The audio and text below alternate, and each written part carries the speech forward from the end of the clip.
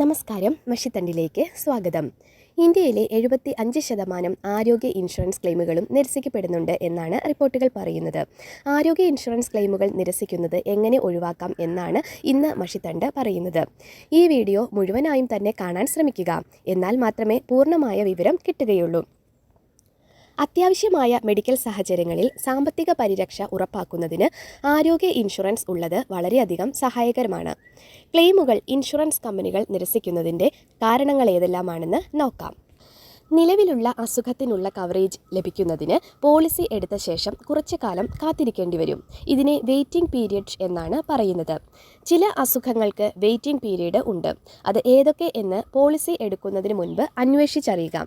Waiting period കുറവുള്ള കമ്പനിയുടെ പോളിസികൾ എടുക്കുക. ഈ വെയിറ്റിംഗ് പീരിയഡ് അവസാനിക്കുന്നതിന് മുൻപ് പല പോളിസി ഉടമകളും ക്ലെയിമുകൾ ഫയൽ ചെയ്യുന്നു.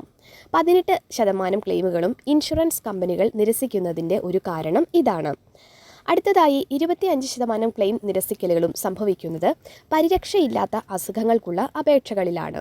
ഉദാഹരണത്തിന്, പ്രമേഹം അല്ലെങ്കിൽ ഹൈപ്പർ ടെൻഷൻ പോലുള്ള മുൻകാല രോഗാവസ്ഥകൾ വെളിപ്പെടുത്താതെ പിന്നീട് ക്ലെയിമിനു വേണ്ടി അപേക്ഷിക്കുന്നവ നിരസിക്കപ്പെടും. അതിനാൽ നിങ്ങളുടെ പൂർണ്ണമായ വിവരങ്ങൾ പറയുക.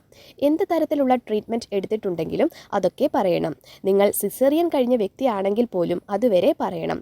എന്തെങ്കിലും രോഗങ്ങൾ ഉണ്ടെങ്കിൽ അതിനും കൂടി പരിരക്ഷ ഉറപ്പാക്കുന്ന രീതിയിൽ എക്സ്ട്രാ പ്രീമിയം അടച്ച പോളിസി എടുക്കാൻ പറ്റുന്നതാണ്. ഇത് ക്ലെയിം നിരസിക്കുന്നത് ഒഴിവാക്കാം. ഏകദേശം 4.5% ക്ലെയിമുകളാണ് തെറ്റായ രീതിയിൽ അപേക്ഷ ഫയൽ ചെയ്തതിനാൽ നിരസിക്കപ്പെട്ടിട്ടുള്ളത്.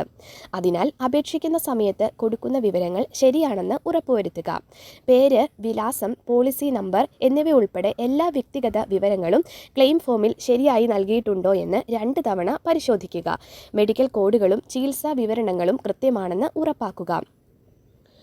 അടുത്തതായി, വിശദവിവരങ്ങൾ തേടിയുള്ള ഇൻഷുറൻസ് കമ്പനികളുടെ അന്വേഷണങ്ങൾക്ക് മറുപടി നൽകാത്തതാണ് കാരണം. 16% ക്ലെയിം അപേക്ഷകളും തള്ളപ്പെടുന്നത് ഇതുമൂലമാണ്. അടുത്തതായി, IRDAI പ്രകാരം ഇൻവെസ്റ്റിഗേഷൻ ആൻഡ് ഇവാലുവേഷന് ക്ലെയിം നൽകില്ല എന്നാണ്. എന്നുവെച്ചാൽ ആവശ്യമില്ലാതെ ആശുപത്രിയിൽ തങ്ങി ക്ലെയിം അപേക്ഷിച്ചാൽ അത് 100% റിജക്ഷൻ വരും. ഇങ്ങനെയുള്ള ഏകദേശം 4.86% അപേക്ഷകളും നിരസിക്കപ്പെട്ടു. അതിനാൽ അത്രയും എമർജൻസി ആയിട്ടുണ്ടെങ്കിൽ മാത്രമേ ആശുപത്രിയിൽ അഡ്മിറ്റായി ടെസ്റ്റുകൾ ഒക്കെ നടത്താവൂ. അല്ലാത്ത പക്ഷം ടെസ്റ്റുകൾ നെഗറ്റീവ് ആയാൽ അതിന് ക്ലെയിം സെറ്റിൽമെൻറ്റ് ഉണ്ടാകില്ല. നേരെ മറിച്ച് ഇത് പോസിറ്റീവ് ആയെങ്കിൽ അത് നമുക്ക് ക്ലെയിം ചെയ്യാം. നെക്സ്റ്റ്, ഏതെങ്കിലും ചികിത്സ തേടുന്നതിന് മുൻപ് എന്തൊക്കെ ചെലവുകളാണ് കവർ ചെയ്യുന്നതെന്ന് കൃത്യമായി മനസ്സിലാക്കുക. അതിനായി കമ്പനി ബ്രോഷർ നന്നായി വായിച്ചു മനസ്സിലാക്കുക.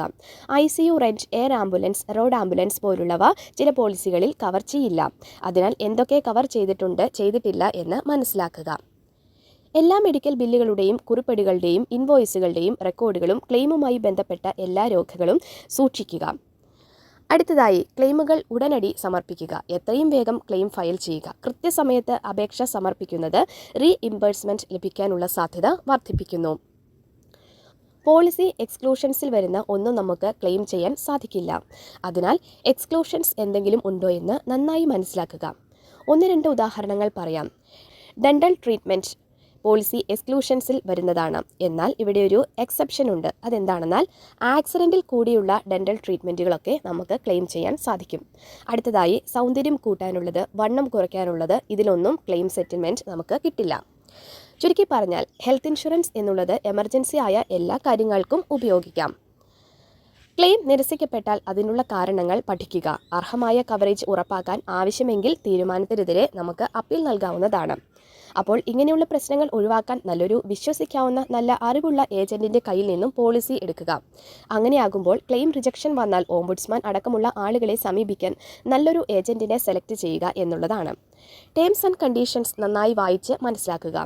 ഇനിയും എന്തെങ്കിലും സംശയങ്ങൾ ഇതിനെക്കുറിച്ചുണ്ടെങ്കിൽ താഴെ പറയുന്ന നമ്പറുകളിൽ ഫ്രീ ആയി നിങ്ങൾക്ക് വിളിക്കാവുന്നതാണ്. അടുത്ത ദിവസം വീണ്ടും കാണാം എന്ന വിശ്വാസത്തോടെ നിർത്തുന്നു. താങ്ക്